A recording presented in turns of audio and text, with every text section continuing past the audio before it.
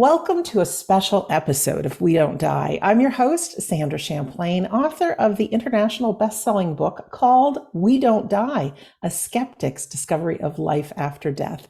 And just a reminder, our home base is wedon'tdie.com, where you can always find our free weekly Sunday gathering inspirational service with medium demonstration included. You can find our classes and over 565 hours of my podcast episodes between my two shows. So why is this a special edition, you ask? Because I just learned of an online conference happening soon that I know you'll want to know about. Now, don't worry if you're listening or watching sometime in the future and this particular conference has passed. They are held yearly, and I'll tell you how to gain access right now to many videos from past conferences.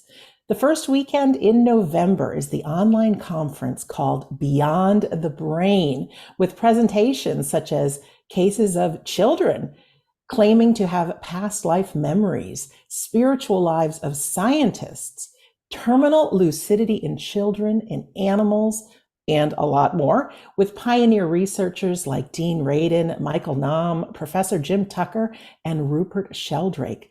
Our guest today is David Lorimer, who is the program director for the Scientific and Medical Network, who hosts the yearly conference.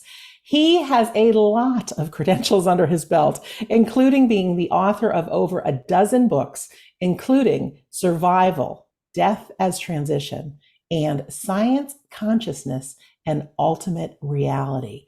You can find out more about him and the network, which has a lot of great videos, at scientificandmedical.net and the conference website, beyondthebrain.org. David, welcome to We Don't Die Radio. I'm very pleased to be here with you and our listeners. It's a spur of the moment interview, and I love that because I know there are people all over this world doing fantastic things. And this is the first time I'd heard about Beyond the Brain. And anybody who believes in the afterlife, we know that our consciousness survives physical death. And I thought, this is my kind of conference. I signed up for the conference right away. I became a member on the scientificandmedical.net site, and I see you got tons of videos. So I just wanted to find out about you, find out about the conference and more. So if you wouldn't mind, tell us a little bit about you, where you're living, first of all, and maybe some of your history that got you into this fantastic conversation.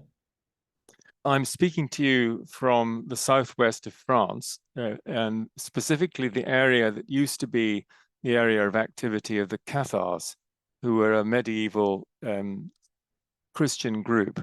And some people would call them a sect, but they aren't. They regarded themselves as the true Christians, and they were exterminated during 100 years of the Albigensian Crusade, or 50 years, probably more accurately, because that was the sort of intense part. But I think the whole notion of gnosis, Gnosticism, and inner experience, contemplation, this is all coming back. And interestingly, there was a prophecy in 1321 by Belibast, who was the last Cathar to be burnt at the stake. And he said that the laurel will turn green again after 700 years. And so we are now in that period of the laurel turning green, in spite of the chaos around us. So my own background is that I read languages and philosophy at St Andrews University, which is the oldest university in Scotland, dating back to 1411. And I became interested in my last year in Emanuel Swedenborg. And the reason that happened was that I was reading French literature, and there's a very famous poem by Charles Baudelaire called Correspondences. And so I looked up the notes in the back of this volume, and I read that this idea of correspondences originated in this Swedish scientist and philosopher and mystic called Swedenborg. And so I got a biography of him out of the library. And one evening I stayed in and started it, and I was absolutely riveted. So I I found that here was a man, his dates are 1688 to 1772, who really started as a natural scientist, an engineer. He was a member of the upper house of parliament in Sweden. He wrote 2 volumes on the brain, quite extraordinary scope of intellect. And then in his mid-50s, he had a transformative experience.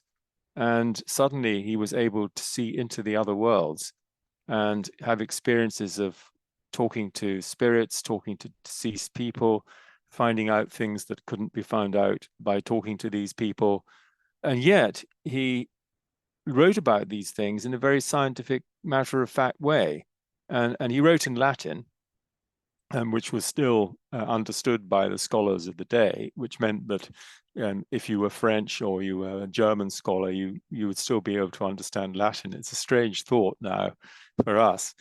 And then one of his books was called Heaven and Hell, and it's a description of his experiences. It's quite a long book, but it's quite riveting. And then another one, which has been important for me in a spiritual sense, was a book called Divine Love and Wisdom. And this was his spiritual philosophy, if you like. And when he was explaining the communion service, he would say that love is represented by wine and bread by wisdom. And so I love this idea that when you go to communion, you're actually receiving love and wisdom symbolically in the process. And so that set me off on a kind of reading path, as well as, and one other thing to mention is that my mother was a sensitive. And so she had some very interesting experiences. So I was already open to these possibilities by trying to make sense of what happened to her in this larger context of getting to know the literature. And as I say, Swedenborg was a very important influence, and a key year for me was when I was in a merchant bank for 2 years, which is a strange thought now. It's nearly 50 years ago. And I was a round peg in a square hole, or the other way around, a square peg in a round hole. I didn't fit. And so I resigned when I was able to go back and get a job in the autumn of 1976, showing people around champagne cellars. In fact, wine is another of my great interests, which is a different story. And that enabled me to spend quite a lot of time reading. And so in that year, 76, 77, I read 4 boxes of books. And all of those books that I read really formed the basis of why I'm here speaking to you now. And then in the following year, I went to Cambridge to do the education course, and I carried on reading, and I've really been reading ever since. And so that's a bit of background. Then you asked about the Beyond the Brain conference. The Scientific and Medical Network, which sponsors the Beyond the Brain conference, was founded in 1973. And so we're actually celebrating our 50th anniversary, our Golden Jubilee this year. And the reason it was founded was that some senior scientists and doctors and educationalists who themselves have had mystical experiences and were interested in the psychic and as well as the spiritual, they felt that younger scientists and doctors, this is still true today, were being trained in a philosophy of scientific materialism and mechanism, that everything can be explained by matter, that matter is primary rather than spirit and consciousness. And that leads to a rather restricted view of reality. So the Beyond the Brain conferences, they came about through a conversation that I had in Chicago in 1994 with Willis Harman, who was the president of the Institute of Noetic Sciences, who was an extraordinary man. And we were sitting around a dinner table thinking about how we could collaborate. And so we came up with this idea that we could co-organize a conference called Beyond the Brain in 1995 at St. John's College, Cambridge. And they would provide some absolute top draw speakers who included Willis himself and Stan Groff and Charlie Tart. And so these were big hitters, as it were, who came to our conference in Cambridge. And that then led to the next 2, which we also had in Cambridge. And then we migrated to Ripon to have a very interesting one on meditation. And since then, we were alternating every other year. But since 2017, we've had an online Beyond the Brain. The last physical one was 2019, but online Beyond the Brain every November. And the reason it's called Beyond the Brain is a tribute to Stanislav Grof, one of whose books is called Beyond the Brain. So I'll stop there. I've given you quite a bit of background, I think. Oh, I think it's wonderful. I really do. Would you tell us about some of the speakers that you have? I mentioned a few, but just what kind of people you attract and you're passionate about having share at the conference or conferences? What we say to people is that it's the premier conference addressing consciousness beyond the brain. And so there are plenty of conferences on consciousness. In fact, I looked at a site, there's several every week in different parts of the world. But there's nothing that is comparable to our conference, which focuses more particularly on evidence that consciousness is beyond the brain. And so we used to have themes, and then we've gone back to this more generic idea called the further reaches of consciousness research. And another way of putting it would be exploring inner space. There's been plenty of exploration of outer space, but inner space has been less explored, at least in our culture, not obviously in Hindu and Buddhist and other cultures. And what we're looking for really is a combination, because we have another flagship conference called Mystics and Scientists, and we've come back to that. But what we're looking for is people who are actively researching in the area and or are clinicians. For instance, Dorothea Foucault, who's also speaking on Life Between Lives. She's medically qualified, but she's speaking from a clinician's perspective, an experiential perspective. And we have quite a number of honorary members, including Rupert Sheldrake and Ian McGilchrist, who will be having a dialogue at the conference. And many of those are leading lights in consciousness studies. And I think it's interesting just to reflect back. Our emeritus president is Dr. Peter Fenwick, and he was trained in medicine in the 1950s. So he's in his late 80s now. And you couldn't mention the word consciousness, nor could you talk about spiritual experiences without being thought you're interested in pathology. And so these experiences simply pathologized, and they were thought to be non-ordinary and pathological. This has changed a great deal in the last 50 years. And one important person in this respect was the professor of zoology at Oxford called Sir Alister Hardy. And when he retired in 1969 from the chair of zoology, he was a fellow of the Royal Society, and he gave the famous Gifford lectures in Scottish universities. He set up the Religious Experience Research Unit. And he put a little notice in various newspapers. They wrote a short article saying, if you've had an experience of a presence that seemed to be beyond what you normally know about, then write into us with your account.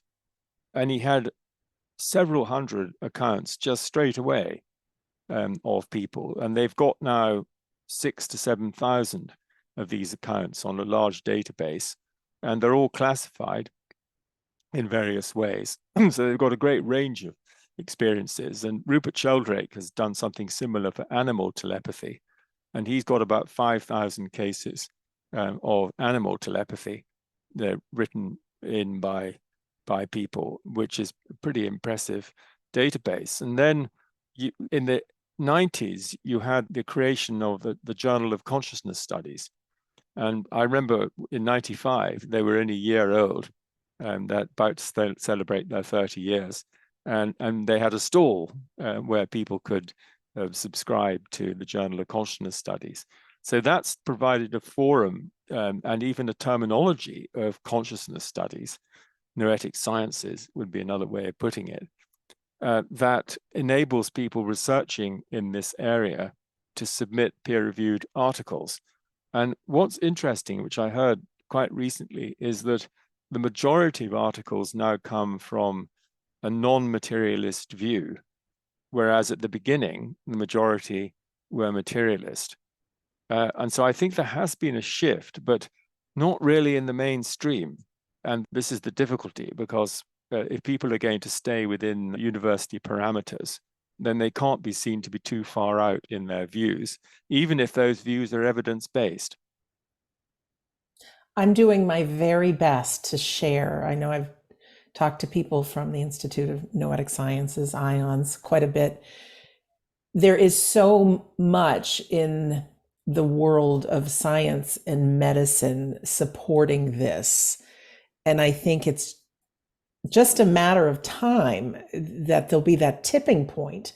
So I love sharing stories like yourself and the network and Beyond the Brain and things, because the more people think about this isn't just, and I'm not knocking psychics and mediums, I'm not, but there's a lot of people that think that whole world of spirituality is just something else. It's the world of make believe. But there's so many credible people doing such credible things. And every single human being is going to go through a time, whether their loved one passes or they're contemplating their own existence and asking these questions. So it's nice to have stories and organizations that are doing just that. And I think it's just a matter of time before, like I said, there's going to be that tipping point that more people are talking about it, more people believe. We can have these thought-provoking conversations about what's happening and who's doing what. So I really want to applaud you and your organization for sharing these stories, for creating the conferences. So for our listener or our viewer right now, beyondthebrain.org is where you can get your ticket. And I've already got mine, and it's 3 days. The video replays are included. And for me, it was about $100 US money. So depending on where you live, that's how I frame it. And I also was really excited because I went to your other website, scientificandmedical.net, and I found out that I could become a member at a very low price. And there's a whole network of people to connect with. But not only that, is you guys have a ton of videos taken from past conferences. And David, my audience are the right kind of people. So I really want to invite anyone listening or viewing, depending on what time of the year it is, there's always going to be a conference coming up, but beyondthebrain.org, and become a member of scientificandmedical.net, because like I said, there's so many resources there. David, can you talk about that other conference you said, Mystics and Scientists, I believe? Yes, before I do that, I'll come round to that in a moment. I just wanted to mention our Galileo Commission, because this is another initiative, which is really our Science of Consciousness initiative. And you can find that at galileocommission.org. And you can sign up as a friend, or if you're academically qualified, you can sign up as a professional affiliate. And we've got about 500 professional affiliates and about 1,000 friends. And we have 3 talks every month. In fact, the one that's just coming up with Professor Alexander Almeida, that's on the 24th of October, is on death and the afterlife. And so that your listeners are very interested. And then we went, then on the 27th and 28th, we've got a summit on synchronicity. And again, we've actually got some of the great scholars of synchronicity presenting. And it's all for US viewers in terms that we don't start until 4 o'clock in the London time, and it goes on until 8:30. We have Professor Marjorie Woolacott, who's the Academy for the Advancement of Post-Materialist Sciences. She's the co-chair with me of the Galileo Commission. And so this is another strand of activity. And why is it called the Galileo Commission? Because we are inviting scientists to look through the telescope. And by that, I look through the telescope at the evidence that there is for spiritual reality and for the fundamental nature of consciousness. But the skeptical movement is very strong, and many of them use the invalid argument that these things can't happen, so they don't. And you'd have to revise the whole of physics if you were to accept anything like this. And this is not an argument to take seriously, but it is taken seriously. So that's that. So let's go to Mystics and Scientists. Mystics and Scientists goes back even further, or a lot further, than the Beyond the Brain conferences. And the first one of those was in 1978. And the only person who's still alive who was a speaker at Mystics and Scientists 1 is Fritjof Capra. And he also spoke at Mystics and Scientists 40, and he's one of our honorary members. And so the idea there was derived from Fritjof's book originally, The Tao of Physics. Some of your readers may have read that. It came out in 1976. And so he got in touch with, he being Malcolm Lazarus of Wrekin Trust, which was started up by Sir George Trevelyan, who was one of my mentors. And so they got in touch with Fritjof, and they had this idea that they would explore this interface between mysticism and science. So let's get some mystics and some scientists who are interested in mysticism and spiritual experience in the same place, and let's see what happens. And so that's how it started. And I think one of our most significant conferences was the 1992 one I arranged on light. And I had Father Bede Griffiths coming from India to talk about non-duality and his experience. That was before non-duality became fashionable, which it is now. And so we hold these conferences every year. We're on number 45 at the moment. Number 46 is going to be next April, middle of April. And it will be on where spirituality meets science. Love, forgiveness, and compassion. So that's the theme that we'll be putting together for next year. Again, that's online, and so it's accessible. And I haven't put the full program together, but it's in preparation. So if I'm a member of scientificandmedical.net, will I find out about it through that? You will receive a mailing, exactly, probably towards the end of the year, I think. And it's oddly enough, I found out about these conferences because they took place at King Alfred's College in Winchester. And I was teaching at Winchester College, which is one of the great old schools of England, founded in 1382. And somebody put a leaflet through my door and it said Mystics and Scientists Conference. I thought that sounds jolly interesting. So this was 1981. And it was literally 5 minutes walk. So why not? So that was my initiation into the conference. And within about less than 10 years, I was running it. Extraordinary. Incredible. David, I want to ask you about some of your personal beliefs, and maybe you have some stories about why you believe in the afterlife, that our consciousness goes on. Are there some stories that you can share that really touch your heart, maybe loved ones or something that you've experienced? Yes, I've had a few experiences, and I think the interesting thing is what space do these take place in? So with my father, for instance, I've had 3 experiences since he passed in 1991. He and I were not that close because he didn't think much of spiritual beliefs and spirituality. It wasn't his thing. He was more interested in economics and business. And so one of them, I saw him in black tie up at the top of an opera house. Then in another one, I was walking with him along a road, which is quite close to where our family home is in Fife in Scotland. And I felt I was in his space somehow.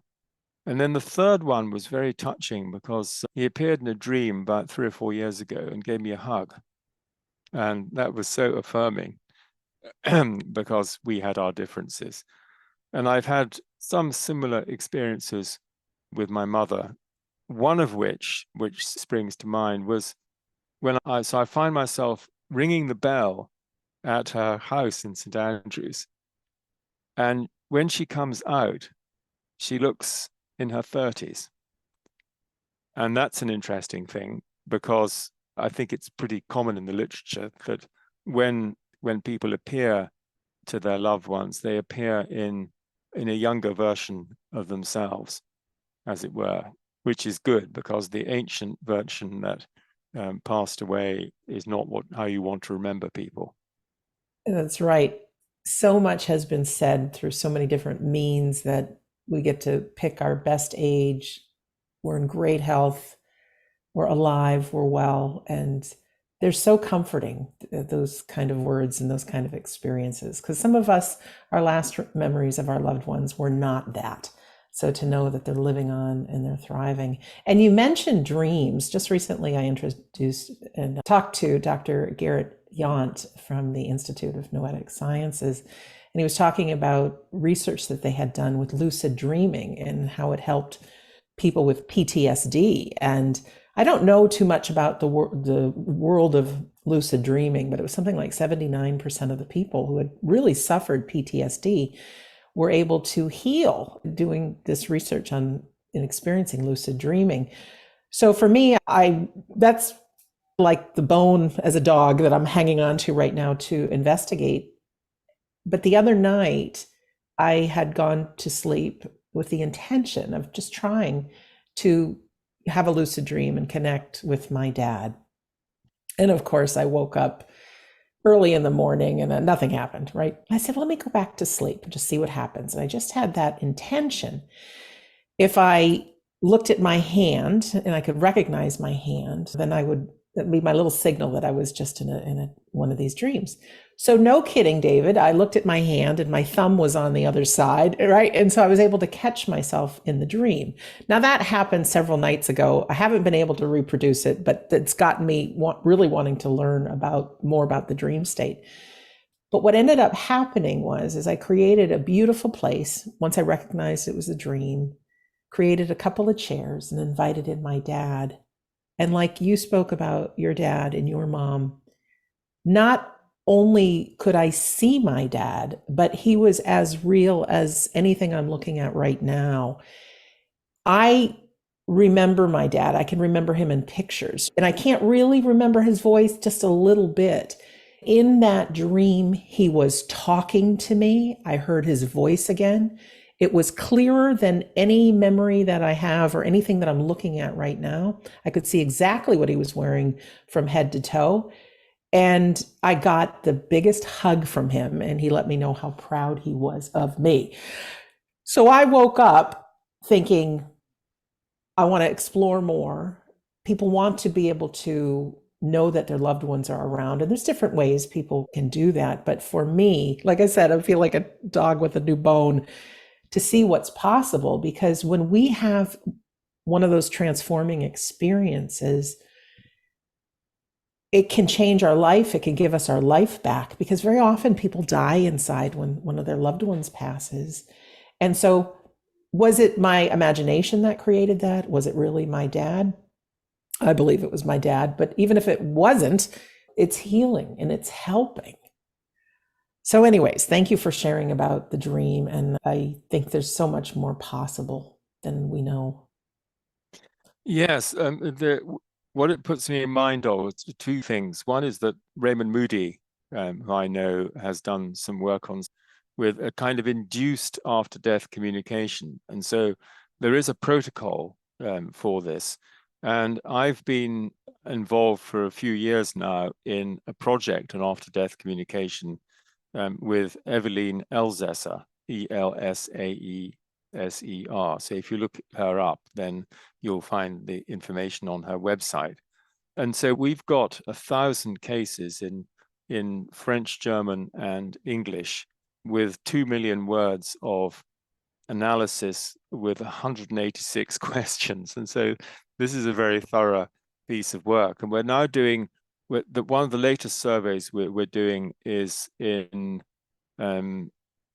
China. And so we're actually looking for some contacts in China, because it's really interesting to see what the after-death communication landscape is, if you like, in different cultures. We just don't know. And so it'll be very interesting to find that out. And then the other thing that was put in mind, I think I've got this book under this computer here, called Beyond Matter by Oliver Lazar, Lazar. And he's a scientist who started having experiences he couldn't explain in connection with the daughter of a neighbor who died. And then he set up some experiments to see whether some contact can be made through mediums with loved ones. And then the extent to which this brings comfort to people, that's what he's really interested in. And the vast majority, even atheists who've engaged in this, found the results convincing and comforting. And I think one of the themes that comes out very strongly in after-death communications is that the departed person just wants you to know that they're okay. I'm fine. I'm okay. Don't worry. And that's a very important message, I think. It is. It absolutely is. Looking at the afterlife from just our human brain, it's hard to think about, can it be? Somehow we buy into the story that we're just our skin and bones. And meanwhile, on our tiniest level, we're just vibrating energy within atoms. And we're living in this world, in this universe that's ever expanding, that we can't get our heads around.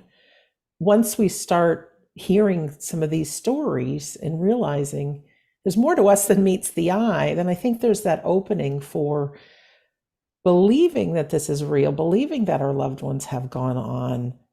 And then the help through your conferences and your network and things to know that there's really reputable people that have given their life to exploring this, sharing it.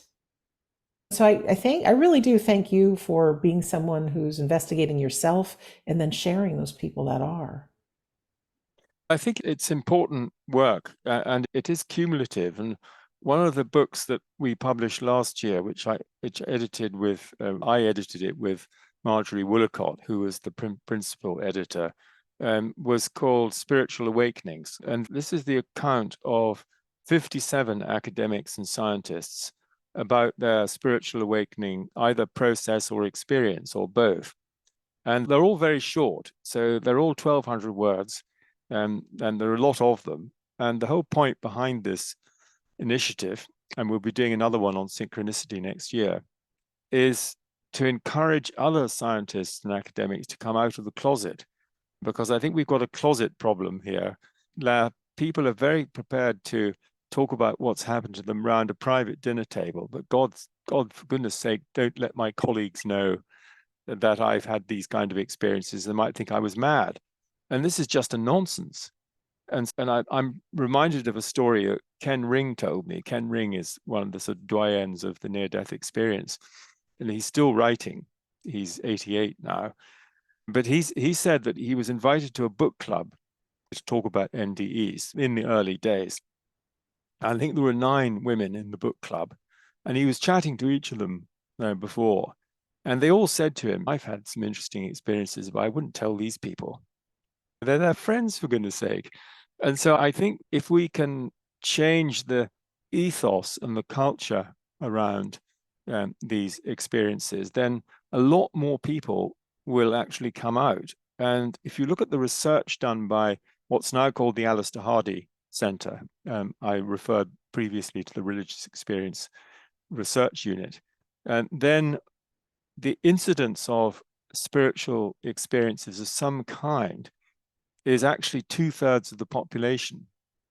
But you wouldn't get that impression from the largely materialistic media, who take every opportunity to find a materialistic explanation for near-death experiences. It's a periodic sport. It happens nearly every year. And luckily, we have people like Pim van Lommel and Bruce Grayson, who were able to write informed letters saying where these studies have gone wrong. So that's a good thing. Just a couple of days ago, and in fact, on the last episode, I interviewed the director and producer from a new film coming out called After Death. And it's about the world of near-death experiences.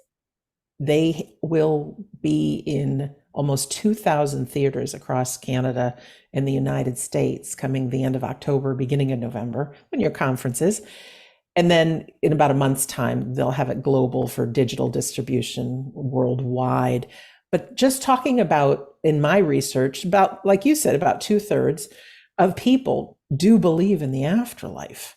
But because I was one of these people, I was petrified that people would think I was crazy for doing that. So I think there's a lot of people walking around this earth that privately believe, that are too afraid to open their mouth because of what people might think. We could lose family and friends and things. I was telling these gentlemen with the film, it gives people an opportunity to get a conversation going. And I think sometimes it just takes, hey, what do you think about this new film or conference? It's about the afterlife. And that might be the thing that people say, oh, you believe in that? Oh, I believe in that too. And this is my experience. And I know that people who research this and are engaged in this conversation, we're cool people, I think, because it's more about who are we, what is our life for, than spending our days complaining about what we don't have and being a victim and all that. We're up to something. So you can meet some really like-minded friends. I wanted to ask you before we go our separate ways, you've got many books out, and I mentioned a couple of titles. Is there anyone that maybe one of our listeners or viewers would be interested in that contain things about the afterlife? Yes. Um, and yes, it was a very interesting point you made, because I just wanted to come back to this point that um, my belief, if I can put it that way, is evidence-based. And that's the whole point. The idea that faith is believing in what is impossible and can't possibly exist, that's complete nonsense. And what's more important still, I think, and this is what's happening to a lot of people now, is that even in the early Christian church, they said that, Clement of Alexandria, for instance, they said that faith and gnosis are a continuum. And so when you have this experience of knowing that you are the universal divine consciousness and that we all are, then you actually receive a direct experience of what you take on trust in faith.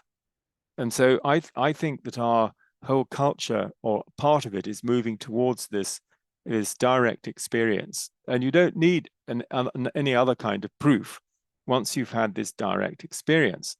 So coming back to your question about my books, my two initial books, which I wrote nearly 40 years ago, sort of 35, 40 years ago, were Survival, and I published that when I was 32 in 1984. And then I published Hole in One, which is now called Resonant Mind. And Hole in One is about the near-death experience, or the life review, and therefore the ethic, what I call the ethic of interconnectedness, which is fundamentally about the golden rule.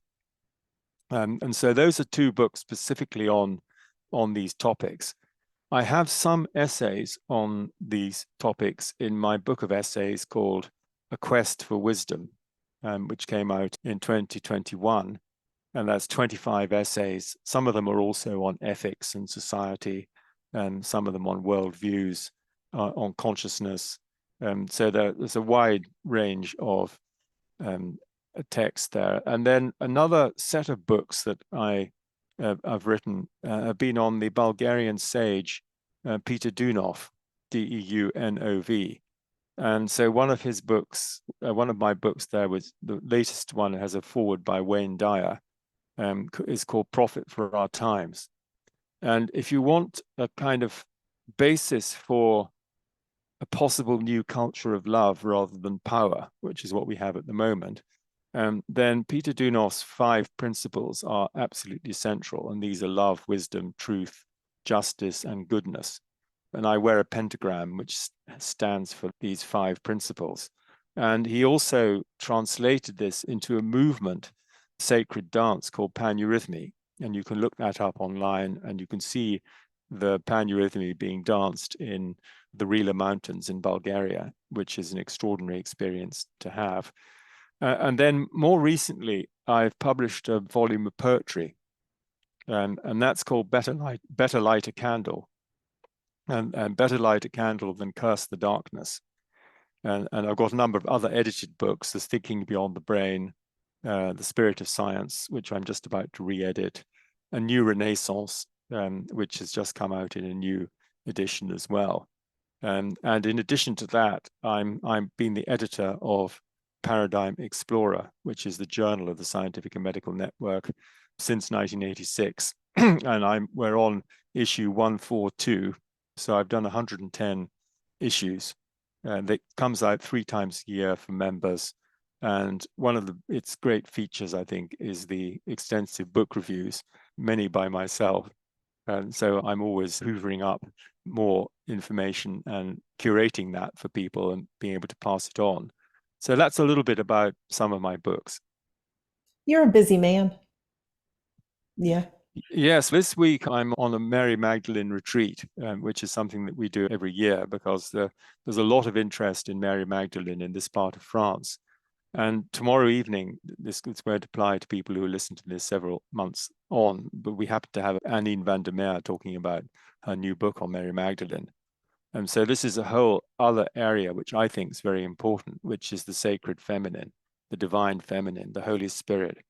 We were listening to Anne Baring this morning, talking precisely about this and how important it is for the feminine principle to come forward and balance the masculine. We've got an over-masculinized, as my friend Ian McGilchrist said, over left hemisphere culture. And we need to balance this with imagination, with intuition, with beauty. And otherwise, our civilization is on the way out. We need a spiritual renaissance in order for us to go into the next cycle. Incredible. David, if you had one last thing that you wanted to look at our viewer or talk to our listener about who they are, maybe what comes to mind? There's a quote from which is attributed to Teilhard de Chardin, and incidentally, my podcast is called Imaginal Inspirations. That's another one which you can look up. The Teilhard de Chardin, this is attributed to him, is that we are a spiritual being having a human experience, rather than the human being having a spiritual experience, and so that gives you the network upholds the spiritual essence of the human being as compatible with science, which it is. And so we think that the emphasis on the spiritual essence is terribly important in our time of advancing transhumanism and technocracy, where we're told we're just machines, we need an upgrade, we need to be merged with machines, and there's no spiritual component to the human being. So we really have to defend the sacred, as they say. And then if you ask what's the meaning of life, meaning of purpose of life, then my answer to that is to grow in love and wisdom, and to be true to yourself, and to express the truth. Perfect words. David, thank you so much for being our guest today. It's such a pleasure to speak to you, Sandra, and to make the acquaintance of your listeners. Oh, I'm very happy right now. I'm sure our listener and viewer is right now too. And for you who's listening or watching us on YouTube or listening on your favorite podcast channel, thank you for taking the time to be with us today. I want to remind you of some websites. Check out beyondthebrain.org. That's the weekend online conference that I'm attending. You'll love it. You'll get the video replays if you can't join live. So it's beyondthebrain.org. You may want to become a member, like I did, of scientificandmedical.net. You get so much, and there's access to so many things, and you can check out who David is and some of his books as well. And also, as David mentioned, the GalileoCommission.org. I'm interested in that as well. Our home base is WeDon'tDie.com, where, of course, you can find tons of episodes all about the afterlife. If you want to join my Patreon club, you'll get commercial-free episodes. Also, you get a list of absolutely every episode with a searchable and clickable links, so you can look for the things that interest you the most. You can also join our free Sunday gathering with medium demonstration, take a medium class if you like, and there's so much more. The bottom of the page at WeDon'tDie.com, it says enter your email address and name. You get a few chapters of my book, We Don't Die. Here's the secret. It's the entire book. I want you to know some of the things I know about the afterlife, but more importantly, there's chapter 10, which is how to survive grief, because grief is something that, yes, it does have us looking for answers, but it is the most painful thing I think we humans deal with. So there's some really good words of advice in there. So that's all at WeDon'tDie.com. And in closing, my name is Sandra Champlain, and I'm always so delighted to be your host on We Don't Die Radio. I do believe that life is an education for the soul, and that your life here on earth is very important. So follow your passions, really be true to yourself, grow in love and wisdom. Like David said, So thank you for listening or for watching, and we'll see you again soon.